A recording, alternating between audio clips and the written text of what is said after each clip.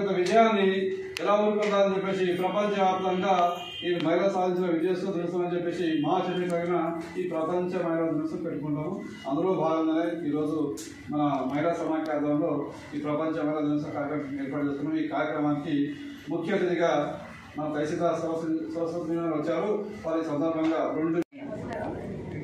మార్చి 8వ తేదీ అంతర్జాతీయ మహిళా దినోత్సవం సందర్భంగా ఆ రోజు సెలవు ఉంది కాబట్టి శివరాత్రి అందరు పండుగ జరుపుకున్నప్పుడు వాళ్ళు ఈరోజు కార్యక్రమానికి చేసుకుంటాం రండి అని తెచ్చారు. అయితే దాని చరిత్ర అంతా ఆయన చెప్పారు, తల్లిదండ్రులు చెప్పారు. సరే, మనకి ఇంతకుముందు మీకు తెలియదే కాదు, మీరు చిన్నప్పుడు కూడా చూస్తుంటారు.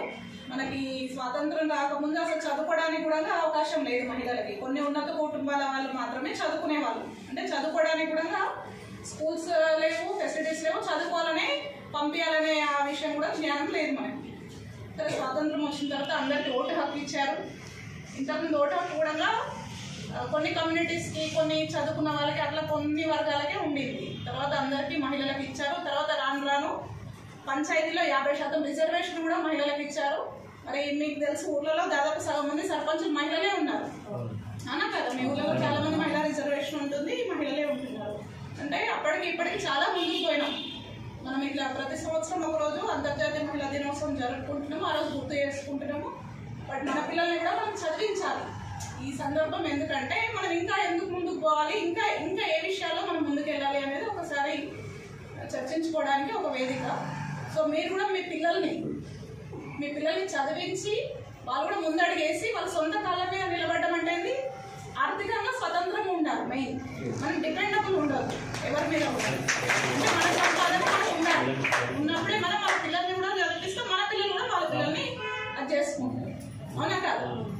మగవాళ్ళు సంపాదించి వాళ్ళు ఎక్కడ పెడతారో నాకైతే తెలియదు, కానీ ఆడ మనిషి సంపాదిస్తే ఖచ్చితంగా పిల్లల కోసం, కుటుంబాని కోసమే ఖర్చు పెడతారు, అవునా కాదు?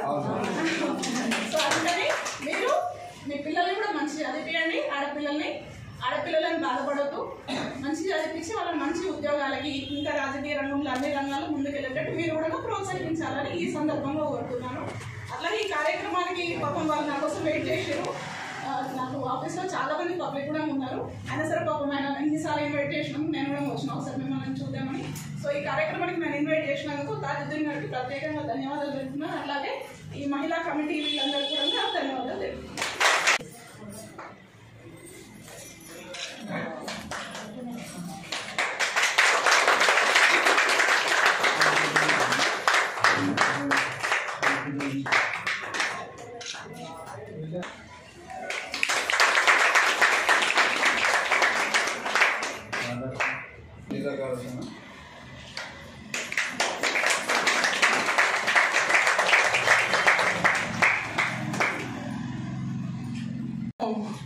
మార్చి 8న ప్రపంచ మహిళా దినోత్సవం అని చెప్పేసి ప్రతి సంవత్సరం జరుపుకుంటాము.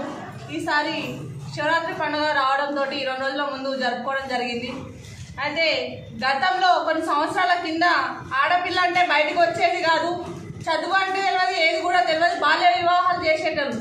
అలాంటిది ఇప్పుడు అన్ని హక్కులు సమానంగా పనిచేయాలి. మోపిల్లలకి అయితే పురుషులకు ఎంత ఉందో ఆడపిల్లలకు కూడా అంతే హక్కులు ఇవ్వాలి, సమాన హక్కులు అని చెప్పేసి జరుగుతుంది. ఆల్రెడీ అమల్లోకి వచ్చింది. 50% రిజర్వేషన్ అన్నారు, అది కూడా జరిగింది.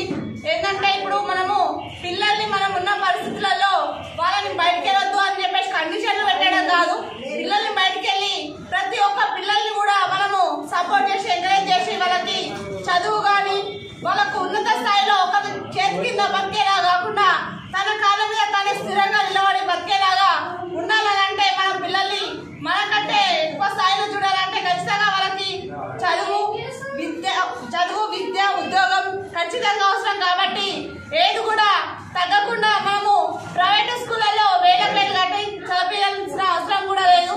ఎందుకంటే మన రాష్ట్ర ప్రభుత్వం మనకి ఉచిత విద్య అని చెప్పేసి కూడా నవోదయ, గురుకుల్ అని చెప్పేసి హాస్టల్ ఫ్రీ సీట్లు వస్తున్నాయి. మనం 4th క్లాస్లోనే ఉండగానే నవోదయ ఆపిస్తే 5th క్లాస్కు ఆల్రెడీ మనకు అక్కడ ఖచ్చితంగా సీట్ వస్తుంది. సీట్లు రావడంతో పిల్లలు మంచిగా చదువుకునే అవకాశాలు ఉన్నాయి. 10th క్లాస్ రాగానే ఇంటర్కు రాస్తున్నారు. అలాంటప్పుడు ఎక్కడ